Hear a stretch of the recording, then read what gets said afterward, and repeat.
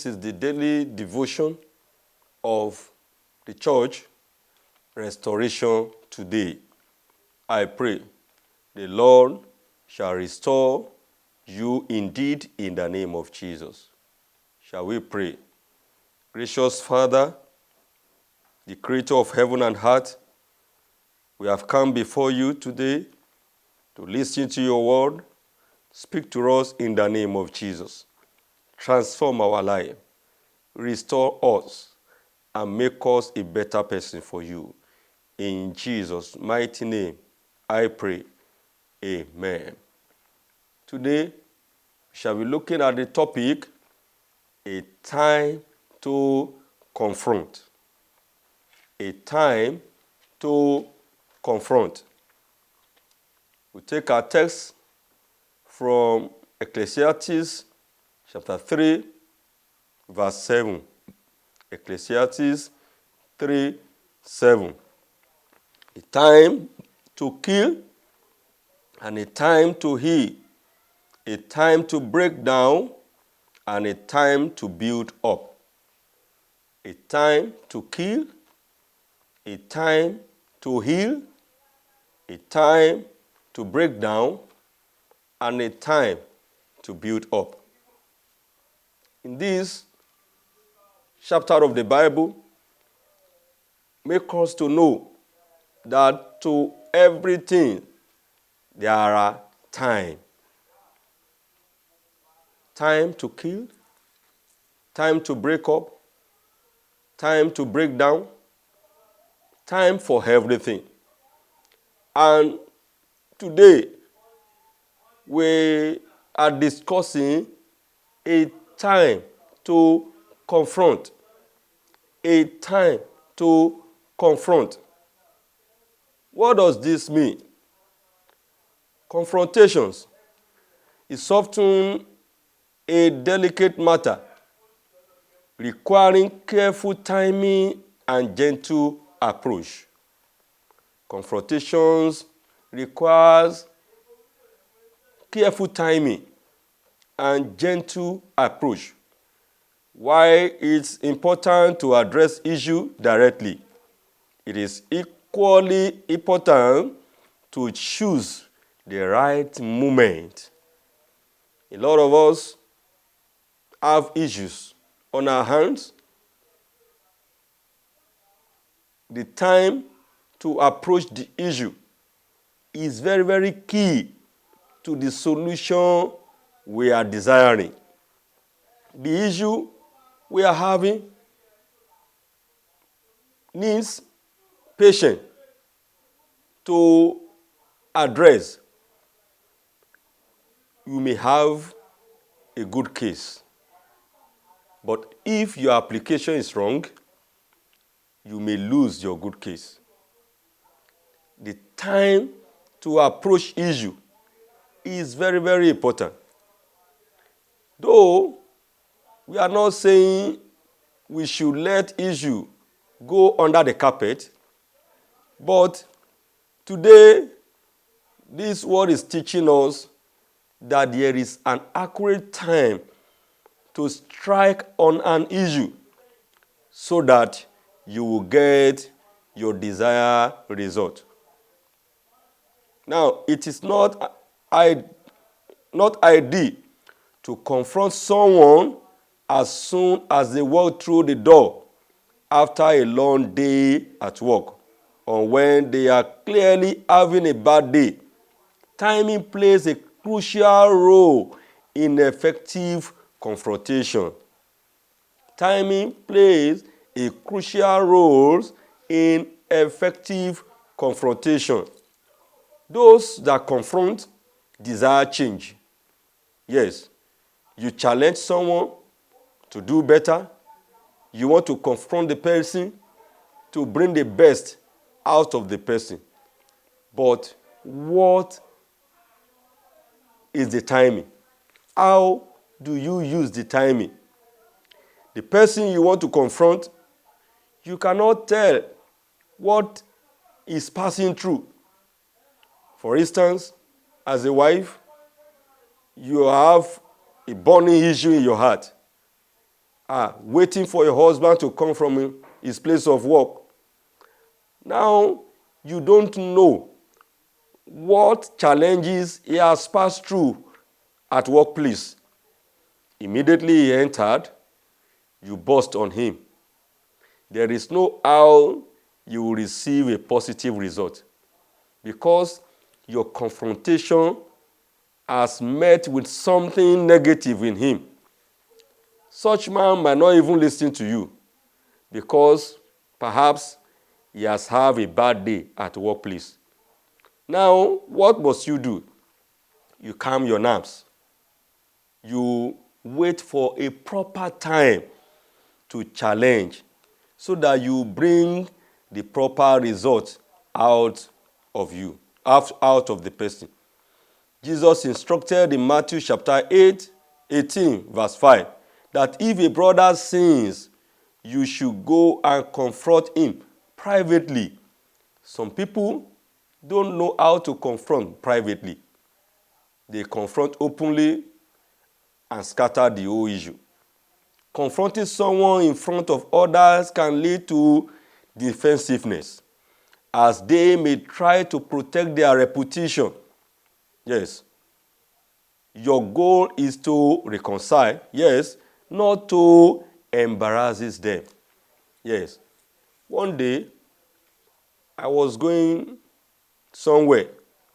Then I met a brother of ours standing with his friend at a T-junction. Unfortunately, this brother was holding a bottle of beer. And immediately he saw me, he was shook. At that spot, he could not hide that bottle again. Then I quickly switched off and took off my eyes from the bottle, as if I have never seen anything. He was surprised. He was expecting me to challenge. Brother, this and that. I took off my eyes. I greeted him and passed by. The second day, I called him. I said, bro, I saw that bottle. Yes. This is the will of God. And my confrontation sank better in him rather than open embarrassment. There are ways we can change people without being abusive, without being cruel. Yes, you can. God is the owner of the heart. No one can force someone to change. But when God ministers through you to the heart of someone, without stress, you will save soul. Without stress, you will save soul. So today, the Word of God is telling us that we should know how to apply our confrontation. Is it between husband and wife? Are you a boss and you have subordinate? That does not mean they don't have feelings. They have their feelings. We must consider people's feelings when we confront them. He that rebukes a man afterwards shall find more favor than he that flatter with the tongues. Proverbs 28, verse 23. Yes, the Bible encourages us to rebuke, to challenge, so that we bring the best out of others. But it must be with a good mind. It must be in a manner that will not bring open shame to our brethren. Sometimes our approach to those that are falling will determine whether they will rise or drown. Yes, those that are falling, those that are derailing, those that are moving back in faith, our approach to them is very, very important. Brother, you don't come to church yesterday. You are destroyed. You will die. You will this. That does not change them. that does not make them a better person. But when we speak word of hope to them, when we encourage them and understand in their own way, then we can win them with a subtle word in a way that will change life. Confronting a situation is necessary if we desire change. Yes, it's necessary. When we desire change, we need to confront. We need to challenge because we want things to be better, because we want their life to be better. Otherwise, things will either stay the same way or worsen. However, ensure that the time, yes, number one, the time you confront, the place you confront, and the manner of your confrontation are aligned with the God's guidance. The time, the place, and the manner, the choice of word for your confrontation. Yes, our confrontation for change must be constructive. Yes, in nature. It must be constructive in nature. We must pray for God's wisdom to bring out the word that will transform souls, not the word that will destroy souls.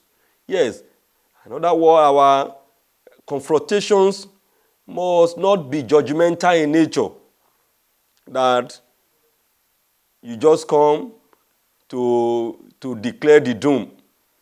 It must not be condemnable. It must not be judgmental. If a person says that you have already condemned me, what change do you want in me when you have condemned? Then our confrontation must be restorable. Yes, it must be restorable.